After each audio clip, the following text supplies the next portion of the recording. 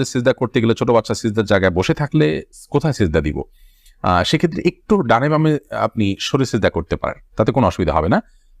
একটু এক কদম ডানে সরে গেলেন বা এক কদম বামে সরে গেলেন কিংবা এক কদম পেছে সরে গেলেন, কোনো অসুবিধা নেই। আর যদি কোনোই জায়গা না থাকে তাহলে এক হাতে আলতো করে বাচ্চাকে একটু সরিয়ে তারপর আপনি সিজদা করতে পারেন, কোনো অসুবিধা নেই।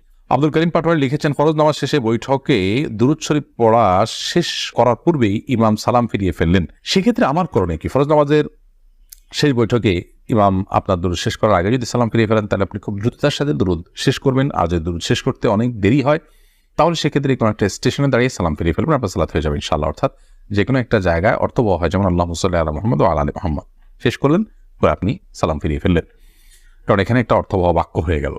আর যদি শেষের দিকে থাকেন তাহলে দ্রুততার সাথে শেষ করে তারপর আপনি সালাম ফিরিয়ে ফেলবেন।